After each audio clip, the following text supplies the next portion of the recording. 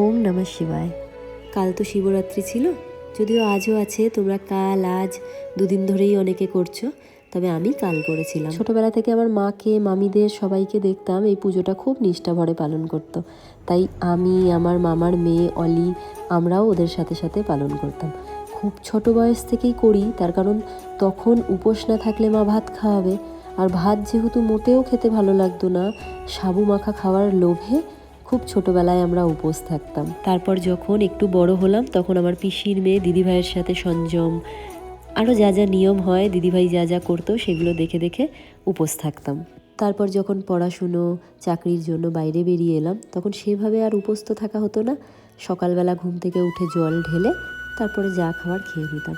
আসলে সবার কাছ থেকে যত নিয়ম শিখি, দেখি, ভালো লাগে তারা করে, কিন্তু কানে না সেই দাদুর ছোটবেলার কথাটাই সব সময় ঘোরে।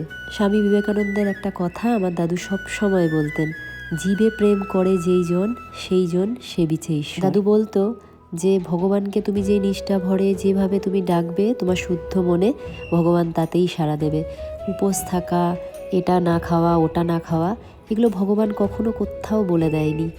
তবে হ্যাঁ, পুজোর দিন উপোস থাকা, আগের দিন সংযম বা নিজেকে একটা নিয়মের মধ্যে রাখা একটা সায়েন্টিফিক কারণ আছে।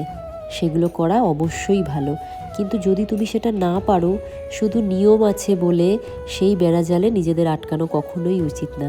এতে শরীর মন দুটোই কষ্ট পায়, আর আমাদের ভগবান কিন্তু এটা কখনোই চায় না। তাই যবে থেকে এই বেসিক জিনিসটা বুঝতে শিখেছি আর ভগবানকে ভয় না পেয়ে নিজের মনে করে ভালোবাসতে শিখেছি, তবে থেকে আমি আমার মতো করে পুজো করি। কাল অনেক দিন পর সেই ছোটোবেলার মতো সারাদিন উপোস থেকে পুজো করেছি। এত ভালো লাগছিল, ছোটোবেলার কথাগুলো খুব মনে পড়ছিল। যেহেতু কাল রবিবার ছিল, তাই সারাদিন উপোস থেকে বাড়ির ঠাকুরকে পুজো দিয়ে চলে গেলাম আমার হোটেলের ওখানে একটা মন্দির আছে সেখানে। জানি সেখানে গেলে বাবা আর আমার বড় মা দুজনকে একসাথে পাবো। পুজোর মন্ত্রে আর ধূপের গন্ধে এত সুন্দর একটা পরিবেশ সৃষ্টি হয়েছিল, মনে হলো কিছুক্ষণ বসি। বাবা মা দুজনের কাছে চাইলাম, এই পৃথিবীতে সবাইকে সুস্থ রেখো, ভালো রেখো, চারিদিকের সব খারাপকে দূর করে পৃথিবীটাকে ভালোয় ভরে তোলো, পজিটিভিটি ছড়িয়ে দাও সবার জীবনে।